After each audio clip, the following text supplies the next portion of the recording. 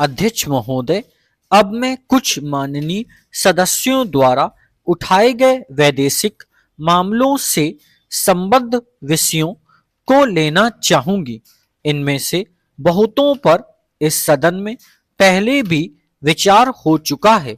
मुझे आशा है कि सदन मुझे क्षमा करेगा, लेकिन ऐसा लगता जरूर है कि वैदेशिक मामलों पर कुछ सदस्यों की मानसिकता में कहीं कोई अटकाव सा आ गया है।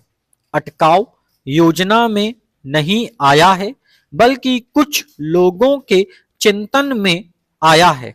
जबकि दुनिया तो बड़े परिवर्तनों से होकर गुजर रही है और कहीं की कहीं पहुंच रही है। अनेक देशों की सरकारों ने अपनी धारणाओं और अभिव्यक्तियों में अतीत के अमाननीय दृष्टिकोण को साफ तौर पर त्याग दिया है। लेकिन मैंने अपने भाषण से पहले यहाँ कुछ देर रहकर पाया कि हमारे कुछ सदस्य स्पष्टतः ऐसा नहीं कर सके हैं। स्वयं हमारा यह प्रयास रहा है कि दुनिया में होने वाले परिवर्तनों के साथ साथ आगे बढ़ा जाए और अगर संभव हो तो उनका पूर्वानुमान लगाते हुए चला जाए, जिससे हमारे राष्ट्रीय हित सभी समय सुरक्षित रहें। माननीय सदस्य सहमत होंगे कि किसी भी देश की नीतियां चाहे कितनी ही सही या सबल क्यों न हो, यह दावा नहीं किया जा सकता कि यह प्रत्याशित परिणाम हमेशा प्राप्त कर ही लेगा। हमें धैर्य और दृढ़ निश्चय के साथ प्रयास में लगे रहना होगा और जिसे हम सही समझें, नैतिक समझें, उसे अस्थायी असफलता के कारण छोड़ नहीं देना चाहिए। हम अपनी मित्रता को मजबूत बनाते रहे हैं। मुझे यह जानकर बहुत आश्चर्य हुआ कि कुछ सदस्यों का विचार है कि अपने पड़ोसियों के साथ हमारे संबंधों में गिरावट आई है।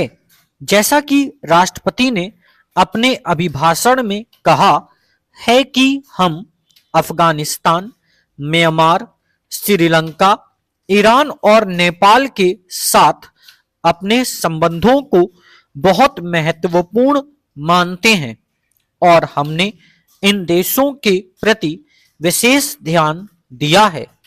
हम इन देशों के साथ अपने आर्थिक और राजनीतिक सहयोग को बढ़ाने के लिए हार्दिक प्रयास कर रहे हैं। कभी कभी कुछ मतभेद या मामूली सी घटनाएं उठ खड़ी हो सकती हैं, लेकिन इन्हें सद्भाव के साथ, समझदारी से और मैत्री के वातावरण में हमेशा ही सुलझा लिया जाएगा। जहां तक हमारे दो अन्य पड़ोसियों पाकिस्तान और चीन का सवाल है, कोई नाटकीय गतिविधियां नहीं हुई हैं। सदन को मालूम है कि मेरा विचार तो यह है कि हमें लगातार पाकिस्तान को यह समझाने की कोशिश करते रहना चाहिए।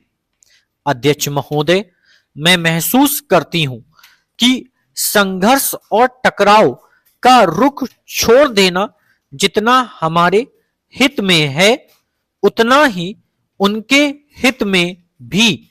यह दुर्भाग्यपूर्ण है कि चीन अभी भी भारत की वास्तविकताओं को विकृत दर्पण के माध्यम से देखता है।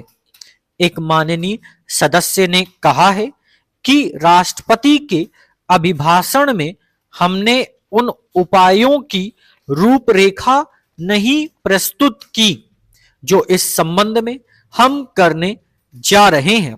मुझे विश्वास है कि सदन यह महसूस करेगा कि ऐसे मामलों के बारे में आप पहले से ही कोई रूपरेखा नहीं बना सकते।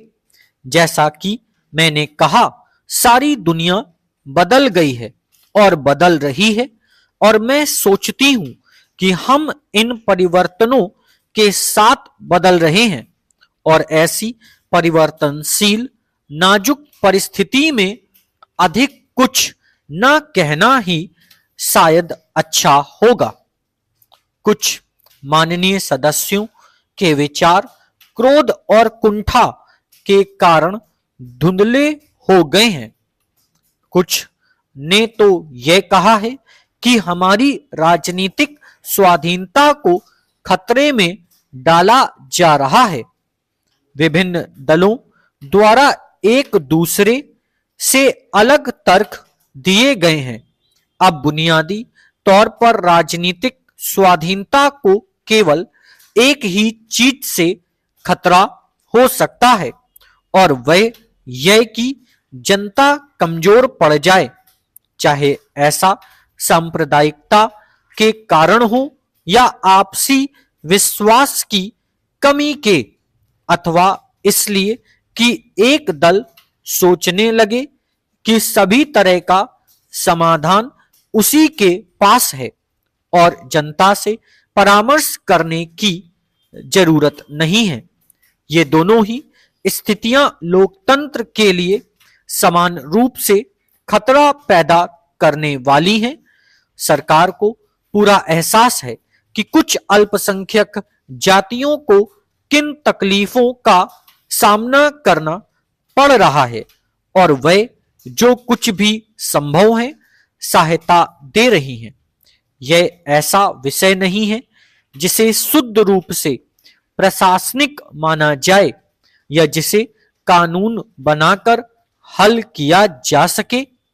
इसको हल करने के लिए हमें बहुत सजग रूप में या बड़े दृढ़ निश्चय के साथ उपयुक्त सामाजिक परिवेश बनाना होगा। यह निर्णय माननीय सदस्यों को करना है कि ऐसा वातावरण बनाने में देश के सभी राजनीतिक दल मदद कर रहे हैं या नहीं। स्पष्ट है कि विरोधी पक्ष का उद्देश्य विरोध करना है। मैंने महोदय व्यक्तिगत तौर पर विरोध का सदा ही स्वागत किया है, क्योंकि जब जीवन अविरोध व्यतीत होने लगता है तो व्यक्ति में ढीलापन आ जाता है।